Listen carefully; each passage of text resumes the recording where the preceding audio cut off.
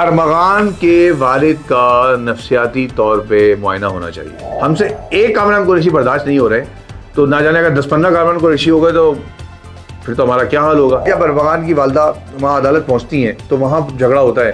ارمغان اپنے باپ سے ملنے سے انکار کر دیتا ہے. یہ سب چیزیں آ رہی ہیں نا. اعوذ باللہ من الشیطان الرجیم، بسم اللہ الرحمن الرحیم. میں ہوں مصطفیٰ حبیب صدیقی اور آپ دیکھ رہے ہیں امت ڈیجیٹل. ارمغان کیس نے کئی رخ اختیار کر لی ہیں. ارمغان کے والد کامران قریشی جس طرح پھٹ رہے ہیں، جس طرح کے الفاظ استعمال کر رہے ہیں، وہ ایک الگ کہانی بنتی جا رہی ہے. بلکہ وہ ایک ایسا کردار ہو گئے ہیں کہ کچھ لوگ ان کے لیے میمز بنا رہے ہیں کہ وہ نانا پاٹیکر ہیں یا کوئی اور انڈین فلم کا کوئی کردار ہے. ان کے الفاظ، ان کی دھمکیاں، ان کے چیلنجز مشہور ہوتے جا رہے ہیں.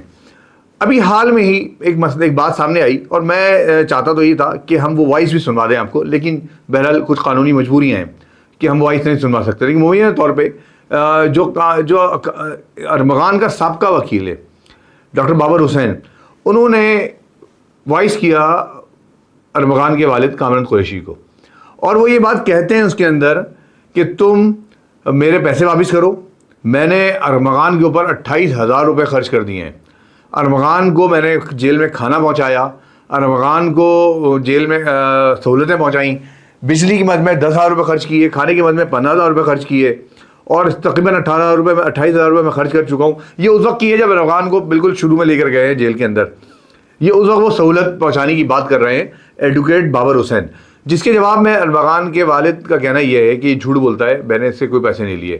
سب سے زیادہ اہم بات یہ ہے کہ بابر حسین صاحب یہ کہتے ہیں ارمغان کے والد کو کہ تم جو عدالت سے نکلے تو پولیس اور FIA تمہیں تلاش کر رہی ہے، تم کسی کا فون نہ اٹھاؤ، تمہیں بھی قتل کے کیس میں گرفتار کرنے کی کوشش کی جا رہی ہے، لہذا تم چھپ جاؤ. لیکن اچانک ان کی ٹون چینج ہو جاتی ہے اور وہ بہت سختی کے ساتھ کہتے ہیں کہ تم میرے پیسے لے کے گئے ہو، تم میری فائلیں لے کے بھاگ گئے، تم میرے موبائل لے کے بھاگ گئے. اگر تم نے میرے موبائل میری فائلیں نہیں دیں تو میں تمہارے خلاف درخشاں تھانے میں کیس کروں گا. یہ ان کے الفاظ ہیں.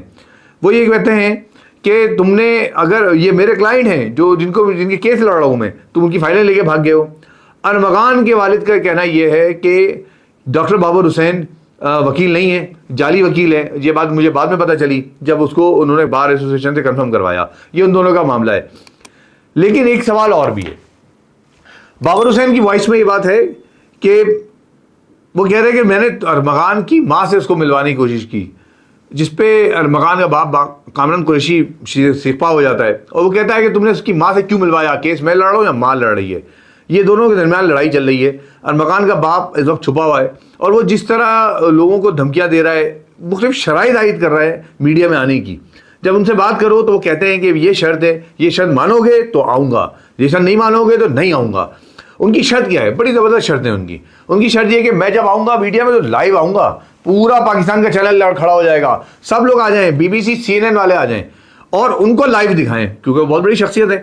ان کو لائیو یہ دکھائیں کہ جب وہ آ کے بتائیں یہ بات کہ ارمغان نے کوئی قتل نہیں کیا، ارمغان نے کوئی جرم نہیں کیا، ارمغان بالکل بے قصور ہے. یہ بات تو عدالت فیصلہ کرے گی، لیکن ان کے باپ کا یہ کہنا یہ ہے کہ میں اس وقت آؤں گا جب یہ مجھے پوری لائیو کوریج دی جائے گی. میرے دائیں ہاتھ پہ ذاکر حسین بیٹھے ہوں گے اور بائیں ہاتھ پہ میری منہ والی بہن بیٹھی ہوں گی، تب میں آؤں گا لائیو اور تب آپ سے بات کروں گا، نہیں تو میں چھپا رہوں گا. ارمغان کے باپ کی جو ٹون ہے، جو انداز ہے، جو گفتگو ہے، وہ بالکل وہی والا ہے، مائی باپ والا. وہ جب آتے ہیں وہ یہ کہہ رہے ہیں کہ میں پاکستان کی تقدیر بدلنے آیا تھا، میں پاکستان کے حالات بدلنا چاہتا ہوں، میں پاکستان میں بالکل ترقی کروانا چاہتا ہوں. میری بات کوئی نہیں سنتا، میں پاکستان کا بہت مخلص ہوں. آپ پاکستان کے اتنے مخلص ہیں کہ آپ نے یہاں پر بیٹھ کر مغرضات بک رہے ہیں، آپ پاکستان کو، پاکستان کی مقننہ کو مغرضات بک رہے ہیں، پاکستان کے قوانین پہ آپ آواز اٹھا رہے ہیں، پاکستانی قوانین کو گالیاں دے رہے ہیں.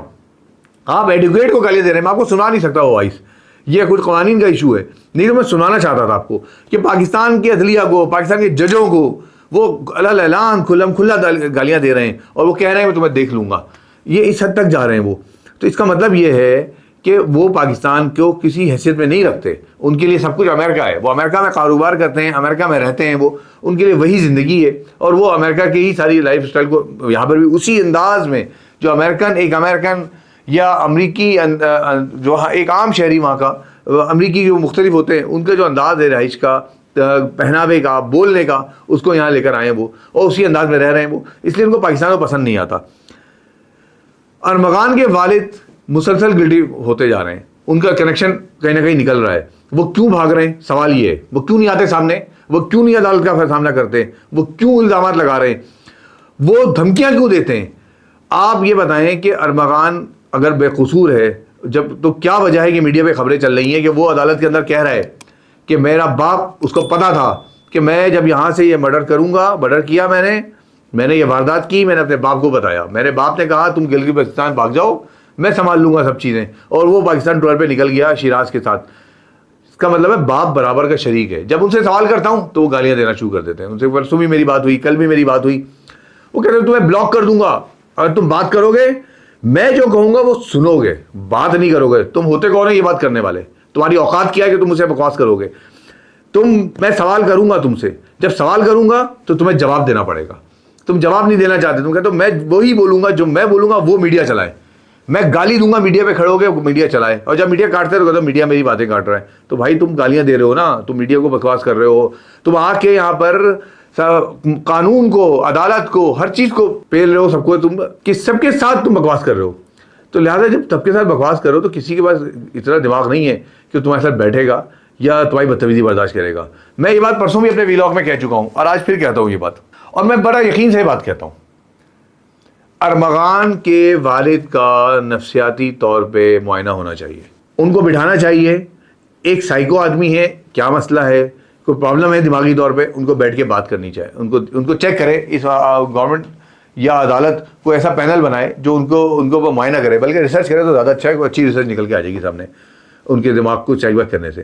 دوسری بات یہ بھی ہے کہ اگر ان کے بارے میں جس طرح مشہور ہوتا ہے کہ وہ خود بھی نشے کے عادی ہیں یا وہ اس کے ڈرگ ڈیلر بھی ہیں, تو اس سے بھی پتہ چل جائے گا کہ وہ کون سا نشہ ہے جو ان کے دماغ پہ اتنی بری طرح اثر کر رہا ہے. اور وہ نشہ اگر وہ پاکستان آ رہے ہیں تو کتنے لوگوں کو دماغ پہ اثر کرے گا. ہم سے ایک کامران قریشی برداشت نہیں ہو رہے, تو نہ جانے اگر 10-15 کامران قریشی ہو گئے تو پھر تو ہمارا کیا حال ہوگا, ہم تو ختم ہو جائیں گے.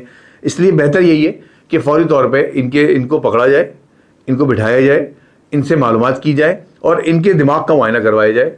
کیونکہ ارمغان کے والد اپنی حالت میں بات نہیں کر رہے ہیں اس وقت. ایک عام آدمی جس طرح بات کرتا ہے وہ انداز ہے ہی نہیں ان کا. ان کے بارے میں مختلف باتیں چل رہی ہیں. وہ یہ کہتے ہیں, یہ بات بہت کھلا اعلان کہتے ہیں وہ یہ بات کہ میں اپنے بیٹے کو بچا لوں گا, ہر حالت میں بچا لوں گا. کہنا بھی چاہیے, ان کا باپ ہے, بچا لے وہ اپنے بیٹے کو. لیکن وہ یہ بات ماننے کو تیار, اور کہتے بھی یہ بات کہ میرا بیٹا منشیات کا عادی ہے, وہ منشیات نہیں ملے گی تو مسئلہ ہو جائے گا اس کے ساتھ.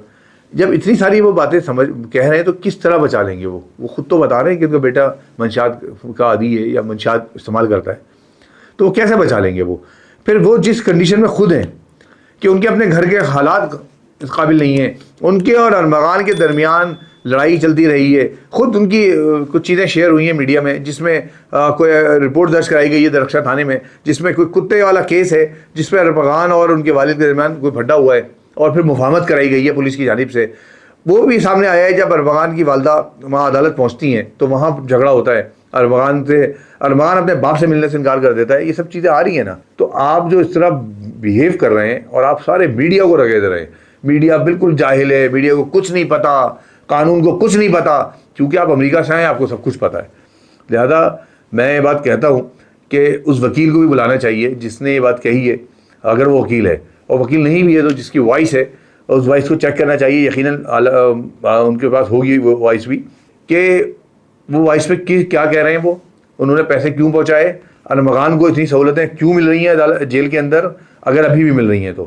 ارمغان ایک مجرم ہے, اس کو وہاں پر ایک مجرم کے طور پہ کیوں نہیں رکھا جا رہا. اس کو بڑی اے سی کمرہ دیا ہوا ہے, اس کو 2 خدمتگار دیے ہوئے ہیں, اس کو کھانا اچھا پہنچ رہا ہے, ان کی فرمائش ہی کھانے پک رہے ہیں, یعنی کہ وہ ان کو بتا, وہ جو مطالبہ کر رہے ہیں وہ ان کا وہاں پورا کیا جا رہا ہے, کیونکہ ان کے باپ کے پاس پیسہ ہے یا ارمغان کے پاس پیسہ ہے. اور باپ کا حال یہ ہے کہ وہ یہ بات کہتا پھر رہا ہے کہ یہ میڈیا سب بیکار ہے, یہ میڈیا راشی ہے, یہ رشوت مانگتے ہیں مجھ سے. تو بھائی آپ بتائیں آ کے کہ آپ سے کس میڈیا کے فرزند نے آپ سے رشوت مانگی ہے یا کس کو آپ نے رشوت دی ہے, تاکہ ذرا وہ میڈیا کے لوگوں کو بھی پکڑا جا سکے. اور آپ نے مجھ سے بھی جب بات کی تو آپ نے بات کہی تھی, میں نے آپ سے کہا تھا کہ یہ بکواس سننا نہیں چاہتا میں آپ کی. تو ابھی بھی میں ہوں, آپ بلاک کرتے ہیں کریں, لیکن آپ کو اگر واقعتاً آپ سچے ہیں تو آپ کو سامنے آ کے بات کرنی پڑے گی. ایک بات دوسری بات یہ کہ اب آپ کا جو انداز گفتگو ہے وہ ایک نارمل انسان کا نہیں ہے. میں پھر آخر میں بات کہتا ہوں کہ کوئی ایسا پینل بٹھایا جائے, کوئی نفسیاتی ماہرین کا پینل بٹھایا جائے, کوئی جو ڈاکٹرز ہیں ان کا پینل بٹھایا جائے جو نشئی لوگوں پہ ریسرچ کرتے ہیں, اور وہ اس کو ان کے اوپر ریسرچ کریں, تو کوئی نئی چیز نکل کے سامنے آئے گی. ممکن ہے کوئی ایسی چیز نکل کے سامنے آ جائے جو پاکستان کے لیے بہت بینیفٹ پہنچائے. اپنی رائے کا اظہار کیجیے گا. امت ڈیجیٹل کو سبسکرائب کریں, امت ڈیجیٹل کو شیئر کریں, اپنے کمنٹس میں بتائیے کہ ارمغان کے والد کا جو بیہیویئر ہے, جو انداز گفتگو ہے, کیا وہ ایک نارمل انسان کا ہے؟ اگر ہے تو اس بارے میں بتا دیے گا. بہت شکریہ. اللہ حافظ.